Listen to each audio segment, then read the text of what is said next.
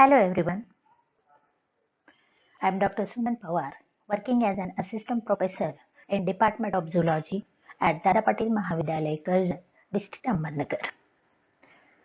Students, today we are discussing about the major vertebrate group Pisces. The content of today's sessions are introduction of Pisces, hierarchy of their classification, general characteristics of Pisces, distinguishing characters of their classes, Placodermy, Chondroites, as well as the unique features of the subclasses of Chondroites, Elasmobranchi, and Holocephaly, as well as the general characters of Osteophytes and the unique features of the subclasses Crossopterygi and Echinopterygi. Let us see the definition of Pisces. Pisces is a Latin term. It means it is a group of jaw-bearing aquatic vertebrates having paired gills for aquatic respiration and paired as well as unpaired fins for aquatic locomotion. Some of the examples which falls under the superclass Pisces are the well-known sharks, rays, labio, that is rohu, catla, which is a freshwater carp, and the lungfishes, which are differently named as the dipnoi, as they bear the gills as well as some specialized structures like the ear or the swim bladder, with the help of which they can spend little time on the earth or on the land, and that's why those structures they work like the human lungs, hence they are commonly called as lungfishes. Now let us see the hierarchy and classification of a typical fish. It comes under the phylum Chordata because it carries the notochord. It further divided into subphylum Vertebrata because anterior expansion of its notochord forms the cranium, skull or the brain box. It further divides into a division Gnathostomata because all Pisces or all fishes they carry the true jaws, upper and the lower jaw. This division further divides into two superclasses, of which the first superclass is Pisces. The Pisces superclass is characterized by having the paired fins for aquatic locomotion of all fishes. This superclass further divided into three classes. The first one, Placodermy, which is the extinct one. The second, Chondroites or cartilaginous fishes, and the next one, that is Osteophytes, that is the bony fishes. Let us see the general characters of Pisces. All Pisces or fishes they found in fresh, marine and the brackish water, as they are aquatic in their nature. They prefer aquatic habitat. Their body remains laterally compressed, either streamlined, spindle-shaped or an elongated. These are cold-blooded animals and they can change their body temperature according to the temperature of their surrounding environment. Their body is divided into head, trunk and tail as they are without true neck. Their body is provided with the paired and unpaired fins which collectively balance the fish while its aquatic movement or swimming. The body of a fish covered with scales. The scales they functions to reduce the friction with the water and provides protection against the predators to the fish. Those scales they may be visible or invisible, or some fishes they are totally without scales. The digestive system in fish is well developed. The fish may be herbivorous as they feed on the aquatic vegetation, or carnivores, that is, they can feed on the aquatic animals through their predation. Their paired gills are organ of their aquatic respiration. All fishes show closed type of blood circulation, that is, the blood flows within the body of a typical fish through closed vessels like the arteries and the veins. Their endoskeleton is either cartilaginous or bony. on the basis of which the superclass Pisces is further differentiated into two main categories, that is the Chondrichthyes and the Osteophytes. In fish, the sexes are separate because they are the unisexual organisms. This shows both types of fertilizations, either external or internal. Their females may be oviparous, that is, they can lay egg outside their body. Ovoviviparous, they retain their eggs within their body, and their young ones shows direct development in which most of the body structures or morphological structures with which they show similarity with their parents. The nervous system in a typical fish comprises the brain and 10 pairs of cranial nerves along with well-developed sense organs. A very specialized lateral line system, it functions to sense the disturbances in the nearby water for the fish. Some of the typical examples which comes under this superclass Pisces are the sharks, rays, labio, that is rohu, and katla, which is a freshwater carp. Now see, classification of Pisces. The superclass Pisces is differentiated, or it is divided into three classes. The first one, Placodermi. The second, Chondrichthyes. And the third class, that is Osteophytes. Let us see one by one. Class Placodermi. We will study the distinguishing characters of Placodermi. The members of the Placodermi, they are now extinct one. All these members, they are extinct today. They are not present in their live forms, and they are only in the form of fossils. Their exoskeleton was in the form of bony shells, and the endoskeleton was totally bony, means they show the connecting link in between the bony fishes and the cartilaginous fishes.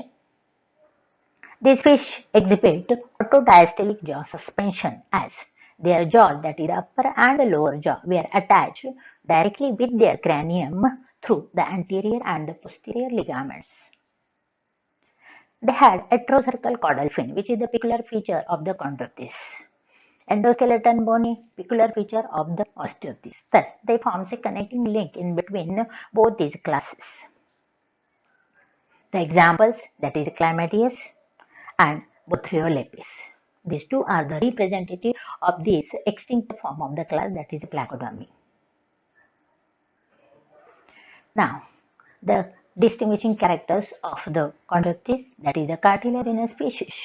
Why called Chondrichthyes? Because their endoskeletal framework, it is made up of cartilaginous material. Even their cranium is also cartilaginous, hence it is called as chondrocranium.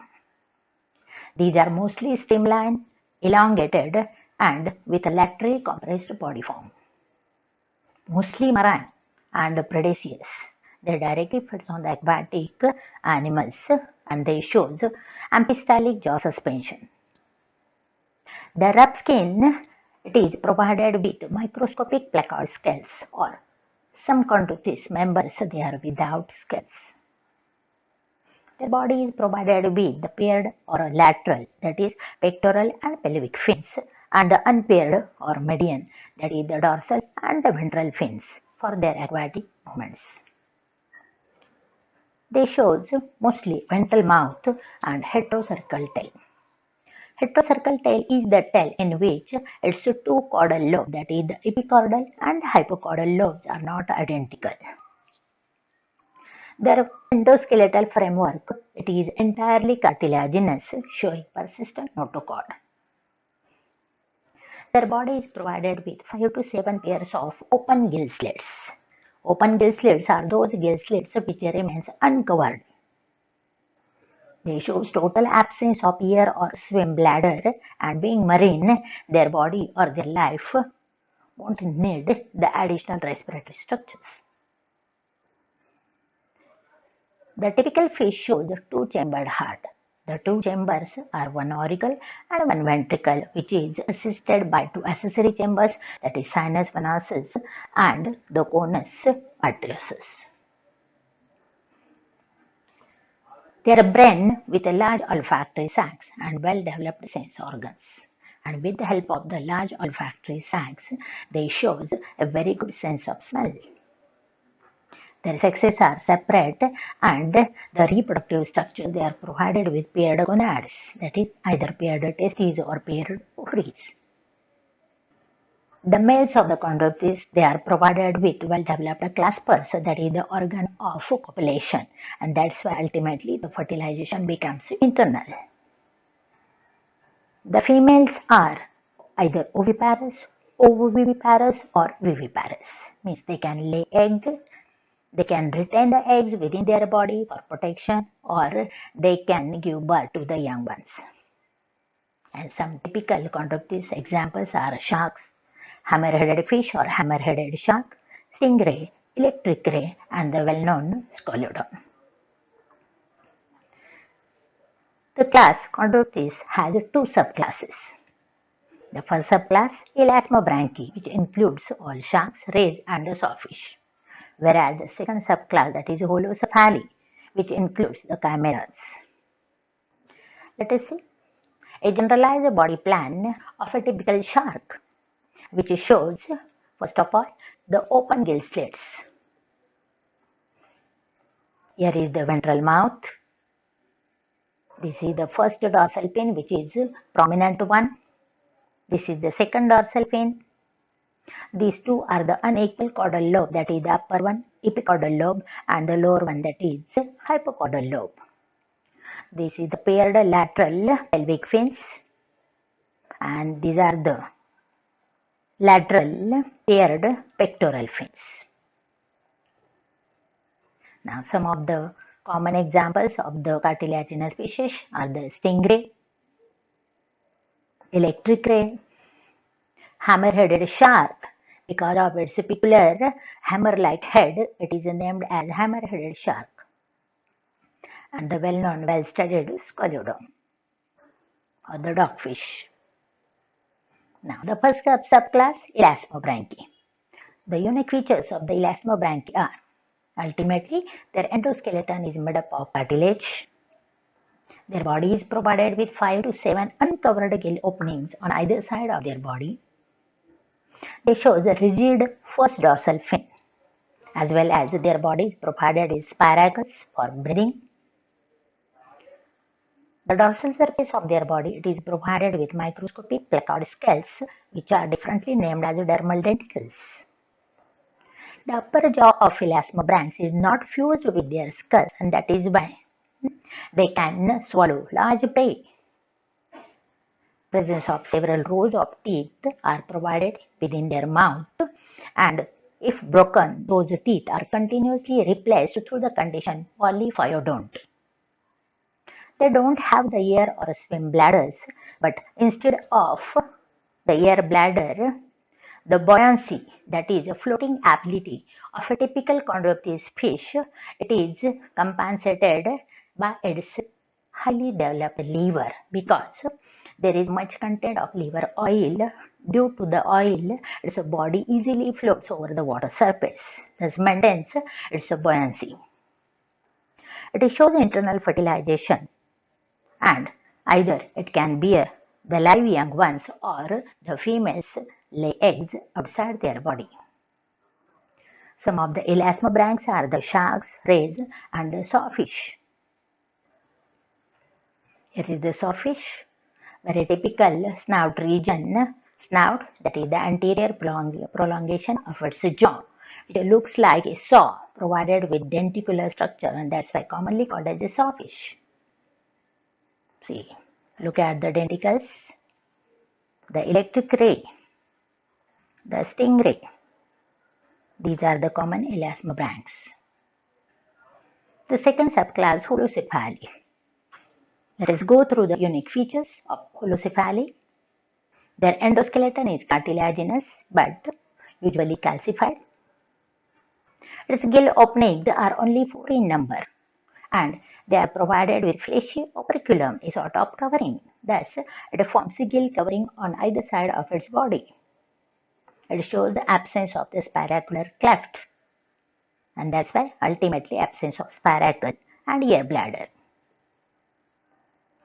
Its upper jaw is immovable and it is directly united with cranium, and hence the name holocephaly, because there is continuation of its cranium with its jaw.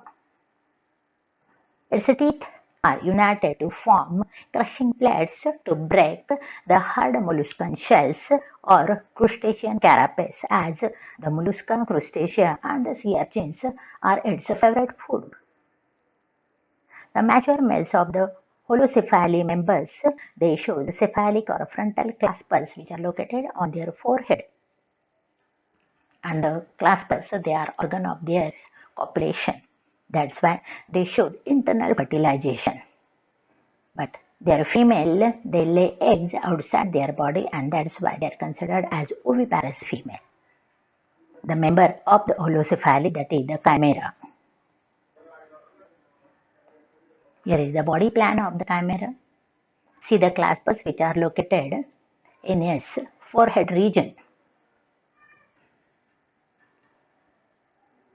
And this is the actual specimen, which is commonly called as a rabbit fish. Now let us see the distinguishing characters of osteothys, that is the bony fishes. The bony fishes we can find in marine as well as freshwater bodies. Their body is mostly spindle shaped, that is anteriorly and posteriorly rather tapering, and at the middle it becomes rather swollen and laterally compressed. They show the presence of paired and unpaired fins for their aquatic movements, and their tail is mostly homocercal tail. Homocercal tail is the tail in which the caudal lobe, that is the epicaudal and hypocaudal lobes, are more or less identical or similar. Such a type of tail is considered as homocercal tail. Even some of the bony fishes, they show some modifications in their homocercal tail. Their body is covered with visible scales, and the scales are of different types, either ganoid scales, cycloid scales, or the ctenoid scales, as well as the skin is provided with mucus glands. The bony fishes shows the terminal mouth provided with numerous teeth and autodiastolic jaw suspension, as their jaws are attached with the cranium through two ligaments. Their endoskeleton is bony, showing persistent notochord. They show presence of covered gills, and the gill covering is nothing but the operculum, and their body is provided with ear bladder, means they have two different structures for their respiration. The first one, that is the gills for aquatic respiration, and the ear or the swim bladders for their terrestrial respiration, because some of the bony fishes, they frequently comes on the land and they move little bit. They spend a particular time over the land. When they remain on the land, they breathe through the air bladders. Such fishes, they are considered as lung fishes, because the ear or the swim bladder, they perform the function like the lungs which is present in the humans, and that's why commonly called as a lung fishes. Their olfactory sacs and cerebellum are small, which are located in their brain. The sexes are separate in bony fishes, and they are provided with paired gonad, that is the testes and the ovaries, they are paired. But the males of bony fishes, they are without copulatory organ, and that's why ultimately the type of fertilization in bony fishes is mostly external. Some of the peculiar examples of the bony fishes, that is Exocetus, Labio, Hippocampus, Protopterus, and Amia. Osteothys or the bony fishes further divided into two subclasses, which is based on their structure of paired fins and unpaired fins. The first one, that is the Crossopterygii, which are commonly called as a lobe-finned fishes, and the second Actinopterygii, that is commonly called as the ray-finned fishes. Let us see one by one. This is the Exocetus, Hippocampus, Labio, that is the popular Rohu, and this is the Protopterus, African lungfish. All these are the members of the class Osteothys. all both have different morphological body form. Now first subclass Crossopterygi. Crossopterygi, it is a group of bony fishes having paired fins which looks like the limbs, and thus they are regarded as the ancestors to the amphibians, because after Pilesis the class comes in vertebrate category is the amphibia, and with the help of the limbs the amphibians are the first vertebrate who have tried to come out of the water, and that is why here is the connecting link in the form of the lobe fins. Hence, these fishes or the crossopterygians, they are commonly called as lobe-finned fishes. Their fins are long, muscular, fleshy, very flexible, and potentially useful for supporting the body when the crossopterygian fishes they comes on land. For example, the different lungfishes. When they spend their time on the land, in that condition, their fins they act like their limbs. For example, the examples coelacanth and the different lungfishes like the Australian lungfish, American lungfish, or the African lungfish. Here is the coelacanth. See the lobe fins. These are the pectoral fins. These are the paired fins. See. The fins, they are limb-like, and with the help of these fins, they show their terrestrial movements. Now see here, these two figures, they show close connection in between the evolutionary evidence. See here, the lobe fin, this is the generalized body form of a lobe fin fish, and this is the body form of an early amphibian. It shows little bit similarities with the structures. Here is the lobe fin, and it is replaced by the forelimbs and the hind limbs in case of the early amphibians. The second subclass of the Osteothys, that is Actinopterygi. Actinopterygi is the group of bony fishes having the projecting part of their paired fins supported by dermal or the fin threads. Hence, these fishes are called ray-finned fishes. They show presence of swim bladder which allows those fishes to maintain buoyancy as they move up or down in the water. With the help of this swim bladder, they remain in floating condition on the water surface. Most of the bony fishes are of this type, that is, they are members of the subclass Actinopterygi. The well-known examples, that is Amia and the Anabas. Here is the Amia. See the internal structure of the fins. It shows certain ray-like structure which provides internal support to the fins.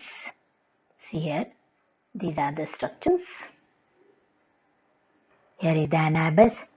See the spiky structure which provides internal support to this fin.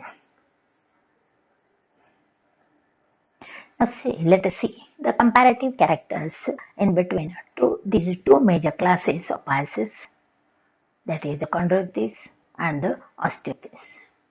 First of all, the Chondroichthyes, they are exclusively marine. We can find them only in the seawater, whereas the Osteothys, they can be in fresh water as well as they can found in the marine water also. The endoskeleton of the Chondroichthyes is entirely cartilaginous, whereas the endoskeleton of the Osteothys is bony. In case of Chondroichthyes, the scales are either microscopic or totally absent, whereas in case of Osteothys, the scales are visible and can be different type, that is cycloid, ganoid, or the ctenoid one. The Chondroichthyes fish, they mostly show the ventral mouth, whereas in Osteothys, the mouth is usually terminal. The Chondroichthyes fish, they show the heterocercal tail, whereas the Osteothys mostly shows the homocircle type of tail. The males of the Chondroichthyes, they are provided with well-developed copulatory organ, that is the claspers, whereas the Osteothys males, they are without claspers. As there is a presence of claspers, the fertilization is internal type in case of chondritis, whereas in case of osteosis, as the clasper is totally absent, the fertilization is of external type. This is a generalized chondritis, that is a shark, and here is the labio, that is the generalized form of the bony fish. So students, today we have gone through the elements which are related with Pisces, general characters, their classification, their classes, subclasses, and their unique features. If you have any doubt about the content of this video, or if you have any question related with this session, you can kindly email me on the given mail ID. Thank you very much.